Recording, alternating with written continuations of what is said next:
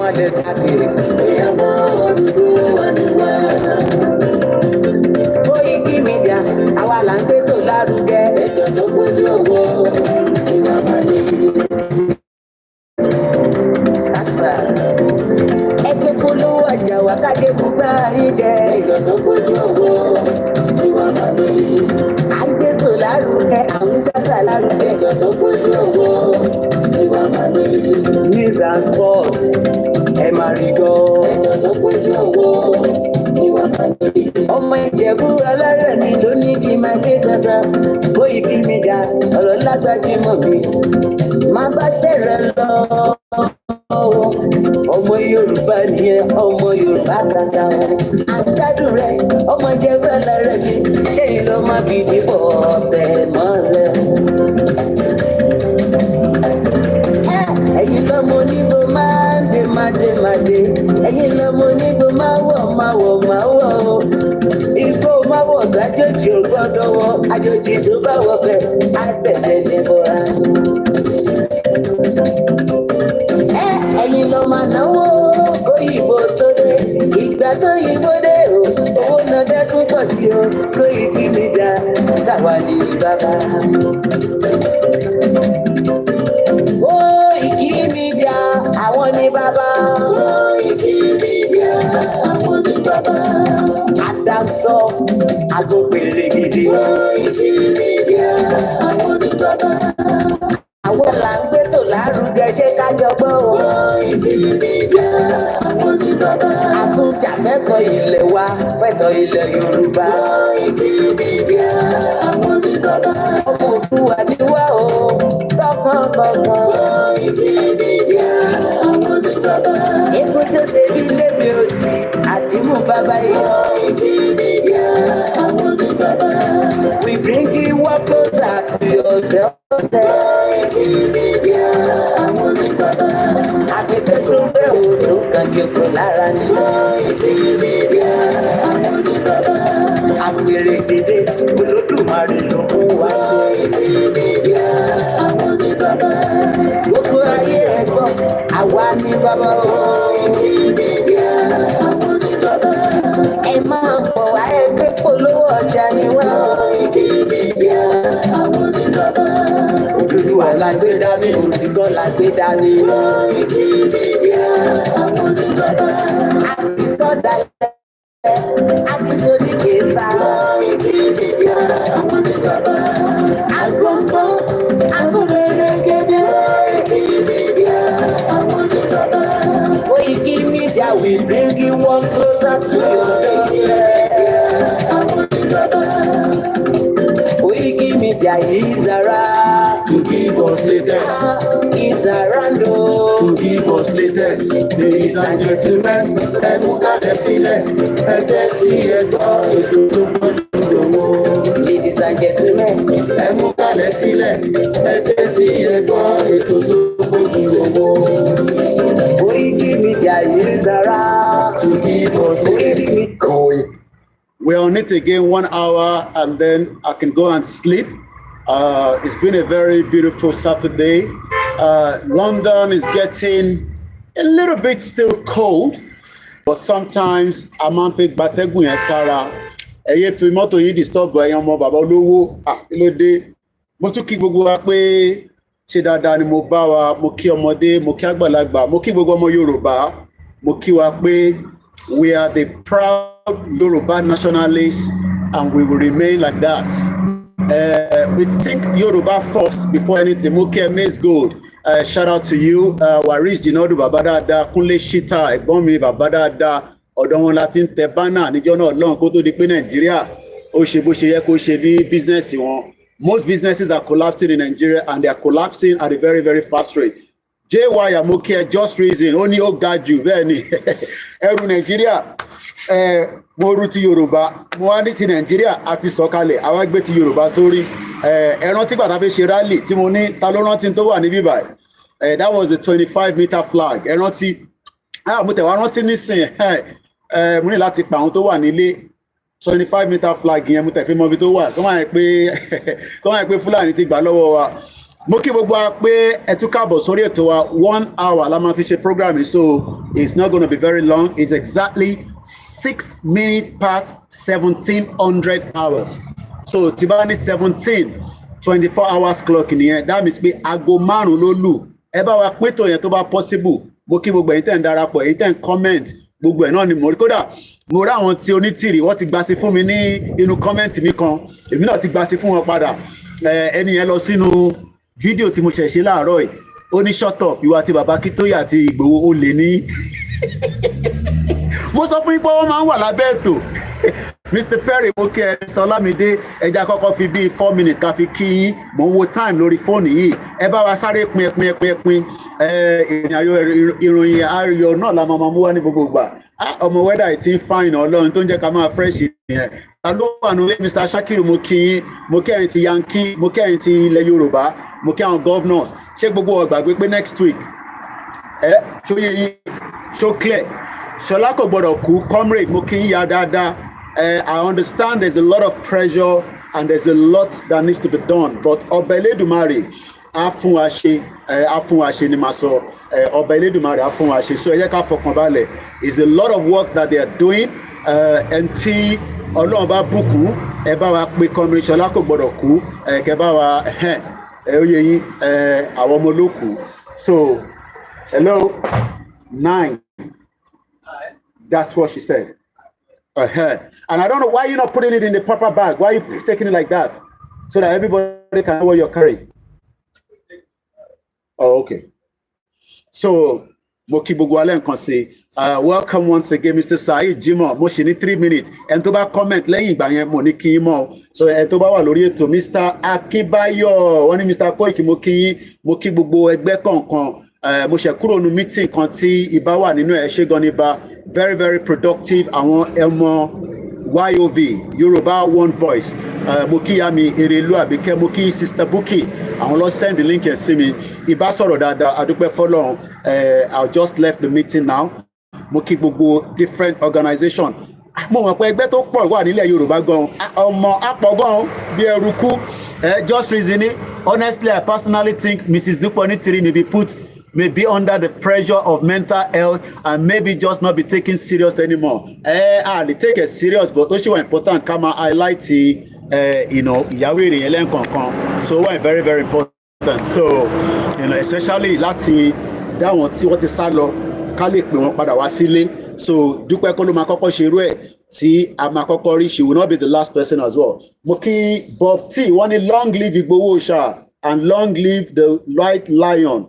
Ìyá mi Princess Awoniyi, Princess ò kì í ṣiṣẹ́ kékeré o, ẹ ṣé gan ni. Ẹ̀yin tẹ́ wà lórí Koikimedia ní bíbá tí mò ń jọwọ́ sí ní bíbá. Laptop yẹn máa move because òun ni mo fi ń ṣiṣẹ́ àdẹ̀sí nínú ilé oyè yín, ìta ni mo wà. So mo ṣì ní 1 minute, lẹ́yìn 1 minute máa bẹ̀rẹ̀ program. Mo kí Rẹ̀mí official, mo kí gbogbo Koikimedia team. A ní meeting kan lálẹ́ tó wà very very important. So mo fẹ́ lọ sùn bí 2 hours ká tó ṣe meeting yẹn pẹ̀lú àwọn team mi, because iṣẹ́ wà fún wa ní next week gan rẹpẹtẹ. Kọ́ba Elédùmarè kó fún wa ṣe délẹ̀. Mo kí gbogbo ẹ̀yin tẹ́ ti náwó sí wa lọ́tùn lósì. Mo wá kí gbogbo ẹ̀yin ọmọ Yorùbá tẹ́ni ká máa báṣẹ́ lọ, ká máa educate gbogbo wa àtèmi náà kájọ máa educate ara wa, torí pé kò sẹ́ni tó mọ̀ tán. But the most important thing is, bí ti ṣe sọ, we must put pressure lórí federal government. We must put pressure lórí àwọn governors wa. We must put pressure lórí àwọn ọba pé àwa o àrólé Odùduwà oníwàhálà. Ẹ̀gbọ́n mi ó mà tọ́jọ́ mẹ́ta ó dàgbẹ́ ti lọ fa gbùrù, ẹ ti lọ faṣẹ́, mo rí lẹ́nujọ́ mẹ́ta, kí ló ń ṣẹlẹ̀? Ṣàlàáfíà lẹ́wà, ẹ bá ń kí gbogbo lílẹ̀ nǹkan sí. So ẹ jẹ́ ká wá wọnú ètò yẹn lọ. But normally a gbọ́dọ̀ ṣì play anthem wa, torí pé òun yẹn ìyẹn ló máa fi ń dá wa mọ̀ pé Yorùbá nation làwa ń ṣe. Lóòótọ́ nígbà míì a máa lọ ṣe program kan tẹ́ pé wọ́n máa kọ́ the Nigerian anthem bí irú ìtọ́ṣe láàárọ̀ yìí. Kò sí nǹkan tá a máa ṣe sírù nǹkan bẹ́ẹ̀ yẹn. So ẹ̀yin tẹ́ wà lórí MixLR 38 minutes péré, after 38 minutes or 30 minutes ó ṣeé ṣe kó shut down. So until we are rectifying some things down there, mo kí gbogbo ọmọ Yorùbá àrólé Odùduwà, ẹ bá ń kí Ọọ̀ni of Ifẹ̀, mo kí àwa mo fẹ́ Olúkẹ́ ẹ ṣé gan ni. wọ́n ní Jàgùdà ní òmìnira 2022 Koiki o má ẹ̀kọ́ dẹ́po sí aṣọ alẹ́ o when they will bring out their délé irọ́ kò sádélé kankan tó ń bọ̀ program tí mo ṣe láàárọ̀ yìí wọ́n ti lọ comment abẹ́ àwọn máa lè ẹgbẹ́ quantum wákà tó máa tẹ̀síwájú. Forílẹ̀-èdè kàgbéga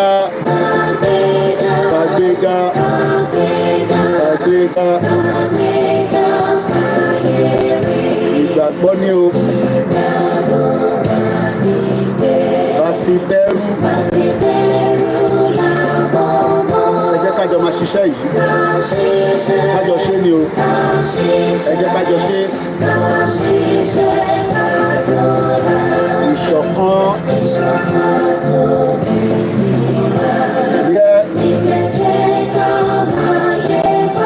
ẹ jẹ́ kájọ máa tẹ̀síwájú fọwọ́ ire àtọ́mú ẹ̀yin ọmọ Odùduwà bọ́ sí ipò àwa ní ìmọ́lẹ̀ gbogbo adúláwọ̀. Àwa ní ìmọ́lẹ̀ gbogbo adúláwọ̀. Kàkà kó rẹ odò tiwa a máa fi yàlá a máa fi yàrá sùlùlà irọ́ gbogbo ẹ̀ la máa fi ṣe. Ẹ bá wa pín ètò ẹ jẹ́ sáré kí àwọn tó wà ní other platforms kan mo ṣe ń rí àwọn comment wọn ní Gani Olóyèdé ní onítìríwèrè ó lè fún wàrà ṣùgbọ́n ó lè dá wàrà nù. Àwọn Yorùbá ńláńlá ẹ ṣáà ẹ máa kí n gé ra mi jẹ. Mr Stephen mo kí bàbá mi Stephen náà wọ́n ti rìnrìn àjò kékeré kan gbogbo àwọn tó ń rìnrìn àjò lọ́tún lósì láyọ̀ lẹ́ máa padà wá bá wa ní gbogbo ibi tí olúkálukú yín lọ láṣẹ Èdùmàrè. So ẹ jẹ́ ká start Instagram eléyìí náà. So ká wá ó ní kankan tí mo rí nínú the Vanguard newspaper ẹ dẹ̀ mọ̀ pé tàbá rí àwọn kankan bẹ́ẹ̀ yẹn ká tètè yanjú ẹ̀ ká má tún jẹ́ kó iṣẹ́ pọ̀ lọ́wọ́ but the focus like I said kí ló dé atẹ́gùn ṣe sùúrù díẹ̀ wọ́n máa gbé yàwá ṣubú o a máa sin yàwá ìjọba àtàló mo kí ẹ ṣé gan ni mo kí bàbá wa Oyèdáre Táíwò Victor mo kí Comrade Victor Táíwò náà gbogbo àná làjọ ń ṣiṣẹ́ ìran Yorùbá tó pọ̀ ni Akeem Usman mo kí yín mo kí ìyá mi Gbémisọ́lá wọ́n ní well done bá mi God bless Yorùbá God bless Osha ẹ bá ń kí àwọn ọmọ mo kí Mustapha mo kí Milanre ìyá mi Dúpẹ́ Gbọ́lá ẹ ṣé gan ni mọ́mí thank you so much. So ẹ jẹ́ ká ọnú ètò yẹn because a ti lo 13 minutes láti fi kíra wa a rẹ̀ fi jẹ́ kó ju 1 hour lọ torí pé èmi náà fẹ́ lọ sùn. Mr Ahmed mo kí yín wọ́n ní too much wọ́n ní well done. Mr Sikiru mo kí yín mo kí Mr Wasiu Ajani Ajala gbogbo Libya mo kí gbogbo wa ìyá mi Fatima salamu alaikum. And now I can now start going into the program ká fi kíkí yẹn sílẹ̀. Lákọ̀ọ́kọ́ gbogbo wa náà láti mọ̀ pé next week is a very very important week fún ọmọ Yorùbá. In the history of Yorùbá a ti ń ṣe burial ceremony. Mo mẹ́ni tó kú tó dàbí pé bóyá ikú yẹn ó dùn wá gan. Ó dàbí pé bàbá Awólọ́wọ̀ bí alẹ́yìn MK Abíọ́lá bí Fẹlá Aníkúlápó Kútì. Mo mọ̀ pé condition Nigeria ó get as it be in terms of the economy right now, but ó important ó ṣe pàtàkì pé kí gbogbo ọmọ Yorùbá pátápátá nílé lóko ká fi ṣírò pé àwa ni màmá wa kú because tí màmá wa bá kú aṣá máa wá bá ṣe máa dé ilé fáwa tá à ń gbé nílùú irú èmi náà ìlú ni mò ń gbé níjẹ̀bú-Òde. So ìlú Ìgbòho town yẹn ó nọsẹ̀ díẹ̀ bọ̀ kò ń ṣe excuse fún gbogbo wa láti make sure pé I attend. Ṣé wá rí different groups ló wà different platforms ló wà at least owó tẹ ó da díẹ̀ nísìn àbí kí la máa sọ 2000 almost 40 naira sí £1. So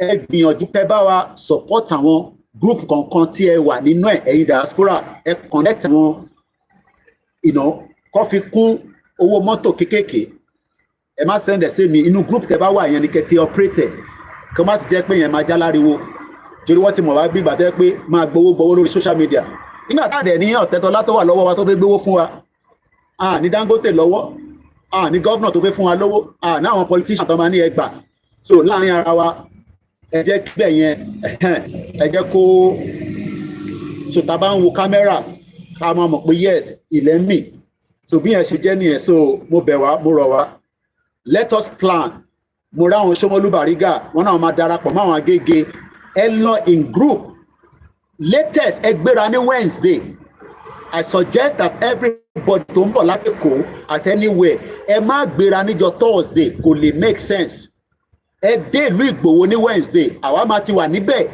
àwọn tí tèmi á ti wọ̀ níkàlẹ̀ wàá máa retí gbogbo yín àtàwọn tó kù ẹ̀ ń tẹ̀ ń bọ̀ láti Ondo Kogi Kwara ẹ make sure pé gbìyànjú mo try láti hurry up because laptop yìí battery ẹ̀ kò ó lè má lè gbé mi fún presentation tó fẹ́ sáré ṣe so ó ṣe important pé ká sọ̀rọ̀ díẹ̀ nípa òkú ìyá wa tí ó wà níwájú wa is the most important thing fún wa nísìn mo kí Bishop Adesina so mo kí Nectec Electrical bàbá mi Ọlátúnjí mo kí àwọn tí wọ́n jẹ́ olóṣèlú tí wọ́n gbọ́n tá à ń ṣe tí wọ́n fi ń ṣe deliberation ẹ mọ̀ pé láàárọ̀ yìí mo ń sọ fún yín pé àwọn kọ́kọ́ wà tí ó wà lọ́wọ́ àwa èmi ò sọ pé àṣírí ni kò sí àwọn tó ń jà àṣírí but àwọn kọ́kọ́ wà tó sọ fún wa nípa àwọn governors wa both the ex and the current governor títí dé Ambode títí dé Fayose títí dé any one of them from all the Yorùbá states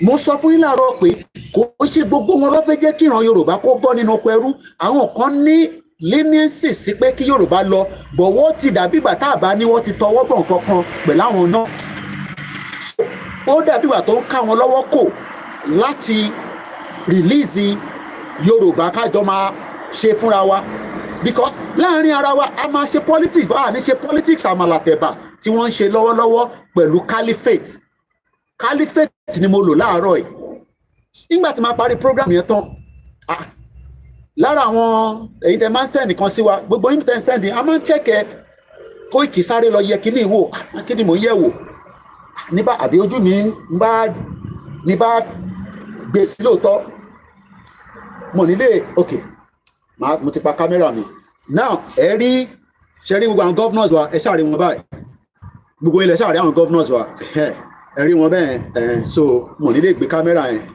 for too long tí mo dá padà báyìí kí ni mo fẹ́ fàyọ́ ńbẹ̀ ni pé nígbà tí mo rí headline yẹn tẹ́ bá rántí mo sọ ní bí last year mo ní kíyàn kọ́kọ́ má lọ negotiate anything fún wa tó ní favour wa mo jáde nígbà yẹn I think it was last year because àwọn kọ́kọ́ wà táwa náà máa ń smell ẹ mọ̀ ajá máa gbọ́rùn kan kí ló ń rùn níbẹ̀ yẹn because tabana fẹ́ kúrò nínú Nàìjíríà let's leave Nigeria outright ẹ má ẹ̀ka tún mú kankan mọ́ pé a fẹ́ tún wà nínú Nàìjíríà àwọn kan ní Koiki ẹ̀ lè kúrò nínú Nàìjíríà tẹ́ ẹ̀ bá fọwọ́ ṣe òṣèlú ká fi máa ní power nítorí pé ìyẹn ló máa pull wa out nínú Nàìjíríà mọ́nọ́kẹ́ ìtẹ́yìn fíìl nìyẹn Queen Momo Ọmọlára mo kí ìyá mi dáadáa mo níyàn ṣe problem but èmi Ọláyọmí Koiki of Koikimedia èmi ò believe Bọ́lá Tinubu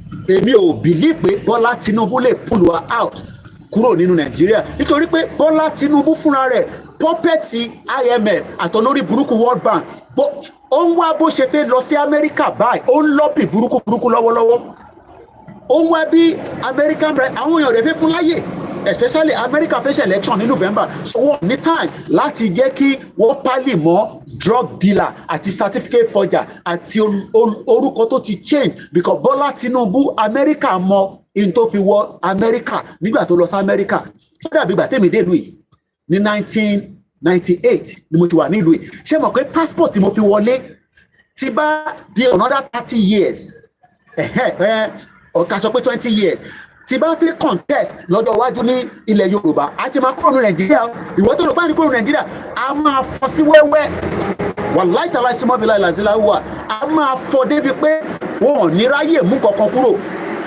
ṣé mọ̀ pé UK lè lọ fa passport tí mo fi wọ̀lú yìí ó máa wà lọ́wọ́ wọn bẹ́ẹ̀ ni ọ̀rọ̀ Bọ́lá Tinubu ṣe jẹ́ pẹ̀lú Amẹ́ríkà nígbà tóun náà ṣe bọ̀yì bíi tèmi náà báyìí tó wọ Amẹ́ríkà ó ní ọ̀nà tó fi wọ Amẹ́ríkà ó wá mọ̀ pé lọ́jọ́ iwájú òun sì ń bọ̀ wá fẹ́ wá di pírẹ́sídẹ́ǹtì ìlú òfò tó sọ pé òun ò believe ẹ rántí pé Bọ́lá Tinubu sọ fún wa pé òun ò believe nínú Nàìjíríà mọ́ nígbà tó wà on exile but nǹkan ti change padà nísìn ó wá di pé òun náà wá di wọn á sàlùtù fún máa fa chair nídìí ẹ̀ máa jókòó bàbá tọ̀lé ó kúkú ń lo páàdì ni ẹ má bínú ìyá wa torí obìnrin láwọn tó ń lo pad àmọ̀gbà tọkùnrin tó ń lo pad tó ń lo pampers torí pé kí ni kó má bàa ṣu kó má bàa tọ̀ sára ìyẹn àìsàn ni àfi oyè yín bàṣà rí pé ó lọ sọ́dọ̀ Àwùjalẹ̀ ọmọọṣẹ́ rẹ̀ ń sọ pé ó ń smelly bí a ó lè yẹn lọ but ní tí mo fẹ́ fàyọ̀ bẹ́ẹ̀ ni pé it seems now that ariwo táwa ń pa tẹ́ ń sọ pé a kàn ń pariwo láti abroad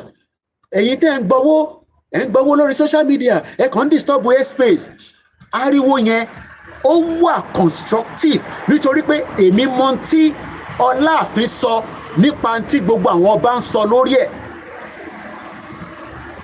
now ẹ jẹ́ ká mú swiftly torí pé laptop yìí kó má lọ kú kó torí pé a parí presentation yẹn mo lè wá máa sọ ètò kù lọ́fẹ̀ẹ́ so I'm going to read it ó wà nínú Vanguard lẹ́ẹ̀kan sí fáfà náà tẹ́ bá fẹ́ lọ kà á ó wà nínú Vanguard máa share link yẹn òun lè ṣẹ́ṣàrí ẹ̀ṣàrí àwọn governors wa ẹ̀rí a sì máa ṣe presentation mi lórí ẹ̀ tá máa wà lórí laptop tá máa rí now let's go further and this article èní ló ṣẹ̀ jáde nínú Vanguard bí ẹni lọ́wọ́ presented ni o bí àná lọ́kọ́ ni o but èní ni date tó sọ Saturday 17 February 2024 Vanguard gbogbo àdè lámọ̀ pé Vanguard àwọn náà lẹ́nu bẹ̀ ìtọ́ bá kọ wọ́n lẹ́nu bẹ̀ Southwest leaders a ní leaders tó pọ̀ but ní ọ̀dọ̀ tiwa bàbá Akíntóyè ní leader tiwa but kò ń ṣe pé bàbá Akíntóyè ní gbogbo leader lẹ Yorùbá kò possible àwọn kan sì ń bára wọn jà wọn Afẹ́nifẹ́re ń bára wọn jà wọn lágò mọ́ra wọn lórí ẹ má wọrí nípa picture yẹn ẹ mọ̀ pé ta la wà so in tó important ni pé idea ni àròlé rẹ̀ ń ṣe bí fún ìdánimọ̀ má bá yín jà ó ṣe máa ń jà náà nìyẹn ẹ máa sí àlè má jà ẹ rẹ̀ tí sanwó torí mo rí àkáǹtì kẹ send receipt pé Koiki tèmi lélẹ̀ ṣé gbogbo sẹ́yìn wọ̀ sanwó fún yín ni Ọlọ́run wà pẹ̀lú yín ẹ̀gbọ́n mi. Southwest leaders àwọn ní láti rí sẹ́ wàhálà yín ṣe pọ̀ báyìí intercon need idea lẹ́kọ̀ọ́ need ìbọn lélẹ̀ ìbọn ìkẹ́kọ̀ọ́ lójú wọn kò ní láti ṣe dandan tó bá blẹ̀ torí pé iná laptop ń reflect sọ́dọ̀ yín ni ẹ ṣe sùúrù náà ẹ má divert attention mi mo ní wo comment mọ ìyẹn náà yà máa kó Channels Television máa ń pa comment section wọn tó yẹ máa distract èèyàn ni. Southwest leaders divided over Yorùbá nation iPhone structuring a ṣẹ̀ṣẹ̀ mẹ́yẹ̀ bò lápò ni now we are getting to that situation room money is either ẹ lọ wo broadcast mi tí mo ṣe láàárọ̀ ọ̀nà méjì ní Yorùbá nation we sit down on a round table on a road map we discuss the future àwọn nìkan kọ́ ló ní future gbogbo alájọ ní future yẹn if not gbogbo ẹ̀ a máa destroy ẹ̀ débi pé kò sẹ́ni tó máa gbádùn ẹ̀ mọ́ is either we go through the road map to dissolve it amicably or we will fight it to the last man standing. ẹ sọ pé nínú ibi àjàkàrà no problem bí a bàbá Adébánjọ lẹ pè mí ni àbí àwọn bàbá Fáṣọ̀rántì ó kù díẹ̀. Ẹ jẹ́ ká go further. We should interrogate what is beneficial. Afẹ́nifẹ́re scribe on restructuring we stand Àgbẹ̀kọ̀yà. We prefer restructuring CYE. Restructuring Yorùbá nation urgently required Yorùbá forum. Now àwọn leaders ti wà divided wọ́n ò mọ èyí tí a fẹ́ lọ́dọ̀ tiwọn. Nítorí pé àwọn kan sọ pé àwọn sì fẹ́ restructuring àwọn kan ní àwọn fẹ́ interrogate àwọn Afẹ́nifẹ́re àwọn Àgbẹ̀kọ̀yà ní restructuring we stand àwọn ẹgbẹ́ kan wà wọ́n pè wọ́n ní CYE àwọn yẹn ní we prefer restructuring àwọn kan ní àwọn prefer restructuring or Yorùbá nation urgently required. Àwọn yẹn pera wọn ní Yorùbá forum. Mo rò pé wọ́n pè àwa torí èmi ò gbọ́ kankan pé bàbá Kító yìí sọ pé wọ́n pè àwọn. So that means pé ẹgbẹ́ oríṣiríṣi ló wà nílẹ̀ Yorùbá. There's no doubt about it. So let's move swiftly. The clamor for Yorùbá nation and restructuring has reached high heaven. Ó ti lọ sọ́nà ọ̀run. Let's continue. The call has been persistently made by prominent elders, leaders, associations in the southwest zone of the country. They are all unanimously on the call for the discontinuation of the current loop-side federalism that is being practiced. Since President Bola Tinubu assumed office on the May 29, 2023, it appears the Yoruba nation agitation has gradually fizzled out. Ṣẹgbọ́n nǹkan tó sọ nísìn. Ṣe the reason tí mo ṣe sọ pé we must put pressure lórí Bola Tinubu because wọ́n jẹ́ kó yé wa pé a ti fizzle out bí ìgbà tá a sí níbẹ̀ mọ́ but ó kù díẹ̀ nìbọn ró lọ́sọ. Ṣé mọ̀ pé mo mention ẹ̀ ní December mo ní a gbọ́dọ̀ ṣe massive protest kí Tinubu tó wá sí UK full state visit kò tí wà nísìnyí but mo monitor ẹ̀ through àwọn intel mi tàjọ jẹ́ journalist ní UK movement tó bá ti fún mi ní signal máa pariwo síta fún gbogbo ọmọ Yorùbá pé Bọ́lá Tinubu ń bọ̀ ní UK but a gbọ́dọ̀ ṣe rally kan ní Nàìjíríà tó máa ní agbára láti fi send the message ni ó ní message yẹn torí pé tó bá máa fi débì báyìí wàá sọ àwọn nǹkan kan fún. Let's continue. When Vanguard spoke with the prominence of the two, it was observed that there have been divergent views by the proponents. While a large percentage feel that restructuring of the current system of government is the only antidote to incessant killings, kidnappings, and wanton destruction of lives and property, a minute percentage still maintains a no going back posture on Yoruba nation agitation. Groups such as Pan-Yoruba Social Political Organization, Afenifere, Agbekoya, Farmer Society, the Council of Yoruba Elders, CYE, Oduduwa United People's Association, ODUPAP, Yoruba Commitment Forum, expressed their views on the burning issue. The question lákọ̀ọ́kọ́ ni pé why tí gbogbo àwa ẹgbẹ́ yìí tí a ṣe conference kájọ jókòó kájọ decide finally interfere rather than káwọn kan náà wọn fẹ́ restructuring káwọn kan máa sọ pé a fẹ́ Yorùbá self-determination. Torí pé gbogbo àwọn tó ń sọ pé àwọn fẹ́ restructuring nìyẹn a sì fẹ́ wà lábẹ́ Nàìjíríà ni but a máa ní intergba ní 1957 1958 ní Lancaster House. Mo kí àwọn Koikimedia team. We should interrogate what is beneficial. Afenifere ló ń sọ yẹn. Afenifere Secretary Chief Shola Ebisheni, in a chat with Vanguard, threw his weight behind restructuring, saying it remains the way forward. Bóun nìkan ní ọ̀nà láti tẹ̀síwájú láti jẹ́ kí àjọṣepọ̀ àwa àti Nàìjíríà kó dán mọ́rán. 22-23 ẹ má gbàgbé nílùú Ìgbòho láṣẹ̀dùmarè. O lè ra torchlight dání tọ̀dọ̀ tiẹ̀ kó fi sápò torí tílẹ̀ bá ṣú o lè fi sáré tàn bí o fẹ́ lọ yàgbẹ́ kéjò má gé ẹjẹ nídìí. Ibisheni said, I don't know what you mean by which one is visible. Of course, everything is visible, but what I think we should interrogate is what is desirable and beneficial. Gbogbo ilé la ṣì máa ṣe analysis lé lórí nígbà tí bá jókòó dáadáa.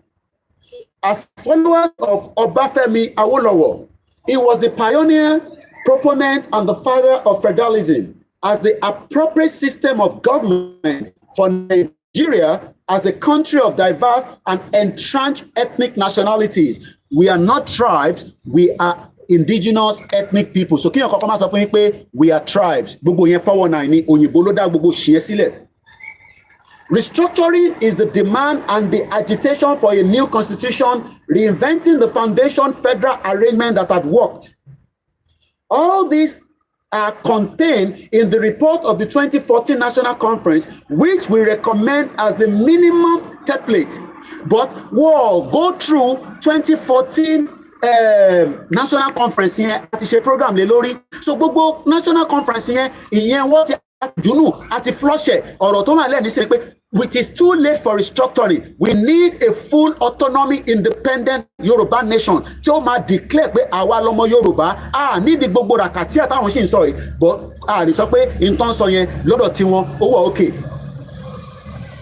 The refusal by the powers that be. Àwọn wọn ni powers that be. Àwọn lórí burúkú Yorùbá politicians wà lára àwọn powers that be. Àwọn ló ń ṣiṣẹ́ fún àwọn caliphate àti olórí burúkú Europeans àti IMF àti World Bank.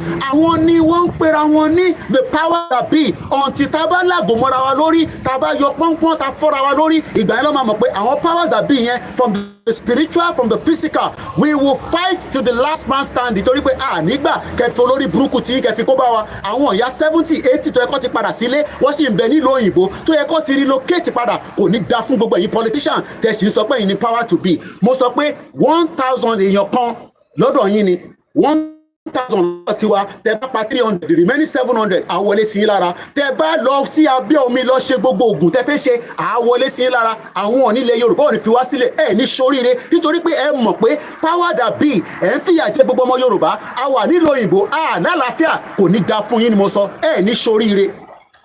Ẹ̀yin tẹ́ ń pe dání power that be, particularly the Buhari administration, to heed the popular demand. Buhari ò ní dá yín lóhùn, lórí burúkú ni Buhari. Fúlàní ni Buhari, ọmọ Nìjẹ́ ni bàbá ẹ̀, ìyá ẹ̀ ni ọmọ Katsina. Nígbà tó ṣe jigijigi lọ bí Buhari, ẹ̀yin ò wèrè. Buhari interest was the Fulani clan. Ìwọ máa lé Yorùbá tá à ń sọ fún pé jókòó dáadáa, dúró dáadáa. O mọ̀ pé Buhari tí wọ́n ń sọ yẹn tí Tinubu olórí burúkú tó lọ gbé wá, Tinubu olòṣì òun ló lọ gbé Buhari wá, ọmọ àlè ní Tinubu tí kò bá ń ṣe ọmọ àlè ní, kò jẹ́ kó fún Buhari láyè rárá láti wọlé. Ó fún Buhari tán láyè. Ẹ̀rí gbogbo tó ṣẹlẹ̀ nísìn, wọ́n ń pa yín, wọ́n ń jí yín gbé, ẹ̀ ní ṣoríire ni mo sọ. Pastor mọ̀ mo kí yín. Buhari administration to heed to this popular demand. Buhari ti lọ, Tinubu ni a máa kó tension lé. Buhari ti lọ, dead or alive. So I'm going to move swiftly. You cannot blame the people for seeking extraordinary solution to their essential problem. Kí ni problem wa? Wọ́n ti gba identity, wọ́n ti gba Saturday lọ́wọ́ wa, wọ́n gbé Tuesday lé wa lọ́wọ́. Let's continue. You cannot blame the people for seeking extraordinary solution to their essential problem. Mo ń béèrè lọ́wọ́ Yorùbá, ẹ bá mi fi sínú comment. Kí ni problem tọ̀dọ̀ tiẹ̀ nínú Nàìjíríà? Ṣé ibi ló rò pé problem ẹ? Kí ló ń fà gangan tí ebi fi ń pa wá? Ṣé economy ni? Kí ṣe náírà yẹn ni? Kí ló ń fà tí náírà fi ń fún wa ní problem? Tí a lè ní tiwantiwa ní tá à ń pè ní tiwantiwa, tiwantiwa, tiwantiwa. Ìyẹn là ń sọ. Tó bá lọ sí Germany, wàá máa gbọ́ yàngàngàngàngàngàn ò ní gbọ́n kan sọ. Tó bá lọ sí China, yàngàngàngàngàngàn ò ní gbọ́n kan sọ. Tó bá lọ sí India, yàngàngàngàngàngàn á máa dàbí mọ́tò tó ń dún ni, bọ̀ èdè tí wọ́n lọ ń sọ ọmọ àlè tí a máa sọ ìwọ tó kúrò Nàìjíríà oníwọ̀ sọ Queen English. Queen English làwa ń sọ níbí báyìí, kò já nǹkan kan ju pé iṣẹ́ là ń ṣe à ń ṣiṣẹ́ bíi kúrú ni. Mo kí àmì Comfort Ológunjà, Ifá gbémi lékè mo kí ẹ, ó tó jọ mẹ́ta sísítà mi. Kúnlé Bakers mo kí ẹ, Easy mo kí ẹ. It must, however, be made to work in the interest of the constituent groups and peoples to protect its peaceful coexistence. A lè ní peace pẹ̀lú àwọn Igbo, kì í ṣe ẹ̀yà kan náà. Kò sí bí ṣe lè support Biafra. Àwa àti Igbo kì í ṣe kankan náà. Torí pé ìyẹn lè máa kọ́kọ́ fẹ́ gbọ́. Kì í ṣe kankan náà, but ìjà tó fẹ́ jà nípa àwọn fẹ́ lọ kọ́ bá mi làgò mọ́ Tinubu lórí. Gbogbo tó bá nídìí pátá Ọlọ́run bẹ Elédùmarè á pèsè fún wọn. Gbogbo tó bá fẹ́ rà nìkan ogun pátá kọ́lọ́run jẹ́ kó ráyè kó wọ Nàìjíríà true ẹ̀yìn. So that tí Nàìjíríà military bá débẹ̀ tó jẹ́ Fúlàní kọ́ páì gbogbo wọn. Ìwọ máa sọ pé àwa máa gbà á pẹ̀lú diplomacy. Ẹnu ẹ̀ náà la wà yẹn. Ẹjọ́ là ń rò títí. A gbọ́dọ̀ dira tán délẹ̀ pé a fẹ́ lọ. Eléyìí ń sọ̀rọ̀ eré. Enough is enough. Kò ní da fún gbogbo àwọn politicians yín. Kò ní ṣoríire. Ogun lákàyè máa wọlé pa wọn lẹ́ẹ̀kọ̀ọ̀kan ni. Ẹ jẹ́ ká tẹ̀síwájú kíákíá. Restructuring is not disintegration, Ọmọlólú. Also, a chieftain of Afenifere, Abagunkole Ọmọlólú, said both are feasibly and Afenifere is not hiding it. Nigeria was properly structured by 1960. There was a healthy and development rivalry between the nations that make Nigeria. Nations ni wa. Hey, take care, bye for now. Kì í ṣe country, we are nation. Pastor Mo sọ pé enough is enough. Restructuring is not disintegration. It is the arrangement for a better functionality. Let's take a look at the benefit of all this from empirical evidence. Unity does not necessarily mean unanimity. It can be a diversity in the unity. In unity.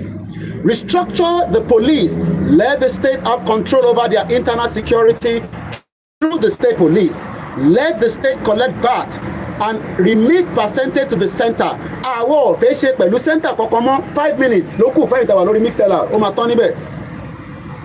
Allow state to build their roads. Gbogbo ilẹ̀ Yorùbá pátá ló wà in danger. Tó bá bí ìwọ́dà ìwọ̀n rìn lọ́wọ́ 10 o'clock kò náà lọ sí Ìwòpin ní Ìjẹ̀bú Òde lọ́nà Ìjẹ̀bú waterside. Tí wọ́n bá jí ẹgbẹ́ Ọlọ́run má jẹ́ kó wọnú kò tó débẹ̀. Èmi lè gbéra láti bíbá yìí nísìn kí n máa tẹ̀ lọ sí Scotland màá kọ́ máa ṣe stopover ní tí bá pè wà látà nísìn pé mo fẹ́ dé Liverpool a máa gbéra lálẹ́ àjọ pín driving yẹn ni kò ní dá fún ìwọ tó lè travel mọ́ bó ṣe ń travel tẹ́lẹ̀ in the 80s.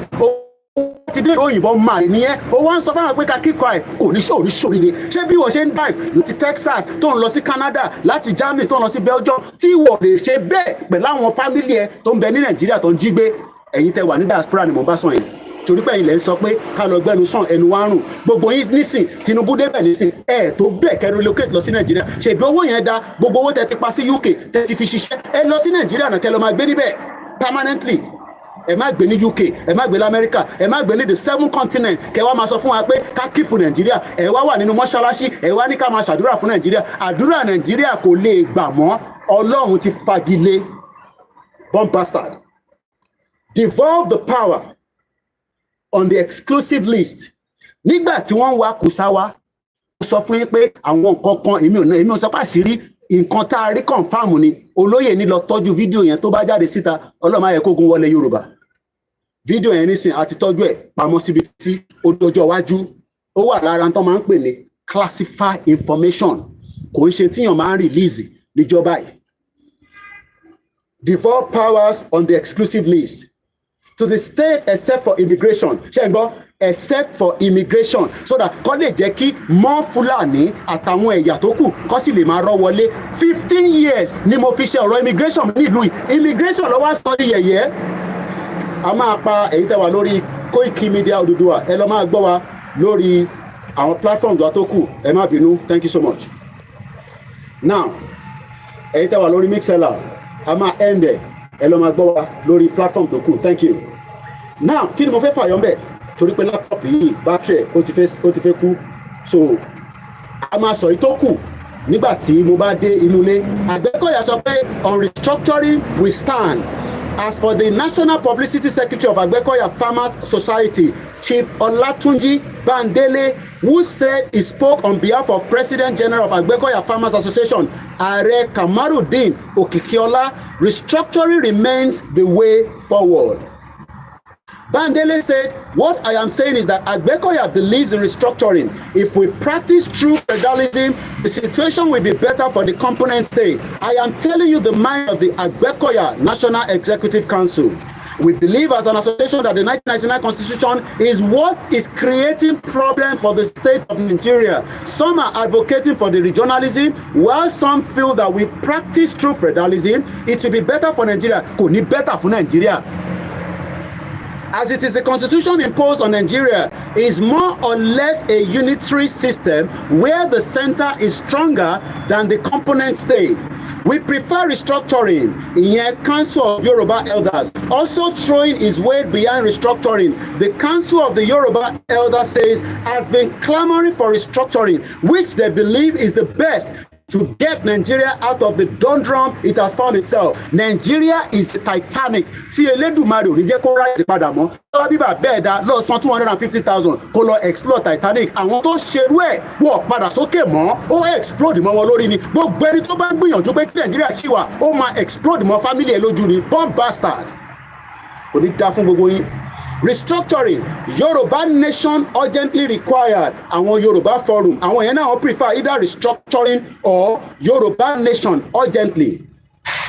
The convener of the Yoruba Commitment Forum, Mr. Tayo Oneyemi, said both the Yoruba nation and the regional restructuring are very perceivable, but one of the two is temporarily and is urgently required.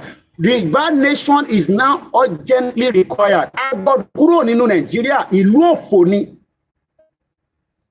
On his part, the founder and the national president of Oduduwa United People's Association, Odupa, Mr. Jimoh Taofik said, restructuring simply means going back to the regional government with an independent constitution like that of the 1957-1959, which gave the region certain autonomy to manage and control the affairs of their region. So, gbogbo wa ti mọ̀ pé Nigeria is the impediment. Kí lẹ wá ń parọ́ pé ká sì padà sí restructure. Sultan of Sokoto fẹ́ jẹ́ kí ṣe restructuring. Stop wasting your time.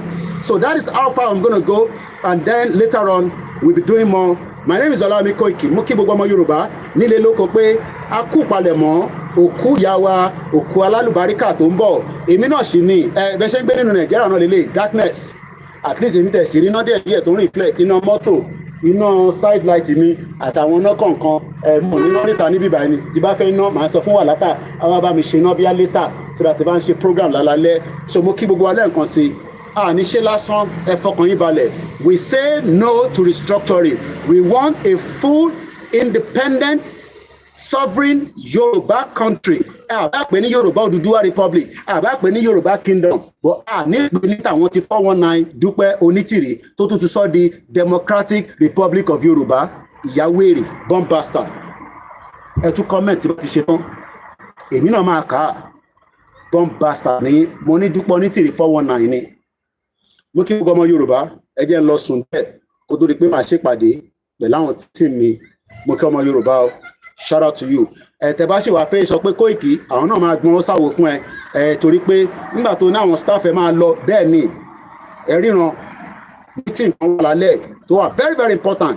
Gbogbo team pátá kò sẹ́ni tó gbọ́dọ̀ máa attend meeting yẹn láti finalize because next week kò sí meeting mọ́ a ti ń ṣe meeting eléyìí ló máa jẹ́ kanu meeting. It shows how I have taken this particular burial. Mo personally ni gbogbo ẹ̀yin tẹ́ ní àní dé àti dé tán a máa dé sí lọ́rùn. Gbogbo wa là ń bọ̀ ẹ lọ máa gbáradì. Gbogbo wa là ń bọ̀. Gbogbo wa là ń bọ̀. Mo kí gbogbo wa lẹ́ẹ̀kan sí. Thank you so much. A máa pa Koikimedia Instagram torí mo fẹ́ play anthem àjáde látòrí ẹ̀. So mo kí ìyá mi, mo kí Mr. Perry. So bí a ti àyè bá gbà mí tá a bá sùn díẹ̀ tí a ní strength mo kàn sọ pé time báyìí kẹ́yìn náà kẹ́ lọ relax body yín ó ṣeé ṣe bí a tún lè pàdé lálẹ́ tá a bá ti pàdé ó lè jẹ́ lọ́wọ́ òru ni máa dìde ń tèmi kò kúkú sí yóò kàn mí kò sígbà tí mo lè jí èyí tí bá ti wà pẹ̀lú ìyàwó mi tá a ti ṣe máa dìde máa wá bá gbogbo ọmọ Yorùbá sọ̀rọ̀. Mo kí gbogbo yín lẹ́ẹ̀kan sí o, mo kí àwọn tí wọ́n ń ṣiṣẹ́ lẹ́yìn tó yẹ pé ẹ̀yin ò rí àwọn yẹn gangan ló ń pè ní Koiki. Ẹ̀gbọ́n mi comrade Ṣẹ́gun ọ̀ràn no confederal full autonomy láfẹ́ gbogbo ẹni tó bá sì ń sọ pé restructuring ìmọ̀ tẹ fẹ́ nìyẹn. Nàìjíríà ọwọ́ Sultan of Sokoto ló wà. Tẹ́ bá ti lè restructure anything gbogbo resources yìí tẹ̀ ń sọ pé máa níyẹn irọ́ lẹ́pa ọwọ́ UK àtàwọn European countries ló máa wà. So ẹ má ẹ̀ka waste time ara wa pẹ̀lú ọ̀rọ̀ restructuring but a lè dá tí wọ́n nítorí ọmọ Yorùbá náà ni wọ́n. Báyẹ̀ kí gbogbo akátọ̀ sójú kan kí a lè ṣe kí ni ká lè máa tètè jẹ́ kítọ̀ ẹ̀ kó ṣu. Mo kí gbogbo yín o, mo kí ọmọdé, mo kí àgbàlagbà, mo kí ẹ̀yin sisters mi, mo kí ẹ̀yin brothers mi, mo kí gbogbo Òkè Ògùn. Àwọn òfìkì ẹ túbọ̀ múra dáadáa. Iṣẹ́ yín tẹ̀ ó ń dùn mọ́ mi nú. Àwọn òfìkì wọ́n pè bìkan ní òfìkì nílẹ̀ Yorùbá àwọn yẹn dẹ̀ no dey play o. Ẹ má yẹ kí n sọ̀rọ̀ jù. Wọ́n ní Mr. Koiki àwọn kò fẹ́ ọkọ̀ fẹ́ yín sí mi létí ni o. Wọ́n dúró dáadáa. Ìwọ náà lọ dúró dáadáa. Lọ dúró dáadáa. Lọ dúró dáadáa. Next week gbogbo ara ń bọ̀ nílé láṣẹ Èdùmàrè. Ẹ̀bẹ̀ mi bẹ́ẹ̀ mò ń bọ̀. Mo dé tán ó kù díẹ̀. Bye for now.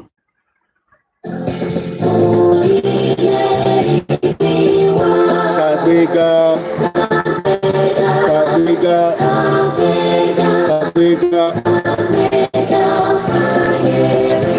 ìgbàgbọ́ ni o àti bẹ̀rù ẹ jẹ́ ká jọ máa ṣiṣẹ́ ìkíákíá èyí tẹ́ fẹ́ restructure ẹ bọ́ sọ́dọ̀ tí wa ká tọ̀ sójú kan ká lè tètè kúrò ní àtìláṣí kájọ wá ṣe conference láàrin ara wa ìṣọ̀kan la fẹ́ ilé tẹ́ ń tọ̀ sí pítọ̀ sọ́run kò ní jẹ́ kó hó ọmọ Yorùbá ni wá ká tètè tẹ̀síwájú ìyá ń jẹ́ àwọn ọ̀nà pariwo wọ́n sunkún lójoojúmọ́ aboyún sunkún àwọn ọmọ dúdú ẹ máa dìde sílẹ̀ olórí burúkú ẹgbẹ́kẹ́gbẹ́ ní APC àti PDP ànáwó anisẹ́ ìmọ̀lẹ̀ gbogbo àgbáyé tó ń dúró dè lọ́pọlọ ní ìmọ̀ ní pòfẹ́sọ̀ mo kí gbogbo alẹ́ kan sí pòfẹ́sọ̀ Báyà Tóyè mo kí yín ẹ kú gbogbo gbà olóyè Ìgbòho mo kí ẹ gbogbo ẹ̀yin pòfẹ́sọ̀ nílẹ̀ Yorùbá mo kí gbogbo pápátá láfẹ́ kọ̀ọ̀kan sílẹ̀ èmi náà ni ọmọ yín tí gbogbo yín mọ̀ sí Koikimedia tó bá tún di ìgbà tá a bá máa pàdé ó lè má bèrè pé Koiki òkùnkùn sọ̀gbà tó máa ń jáde ẹ̀yin ni kẹ́ wá notification bell ẹ̀ tẹ̀ síbẹ̀ torí pé kí ni ìdè hot here èmi ń ṣe other media full journalist ni mí in tí mo lọ dúró tí mo wà lẹ́gbẹ̀ẹ́ èèyàn tí mo ṣe mentor tí mo wà lẹ́gbẹ̀ẹ́ mo dúró dáadáa ẹ fọkàn yín balẹ̀ a sọ fún yín pé no retreat no surrender ẹ fọ náà. Rántí ẹ̀ ìyá gbóǹsókè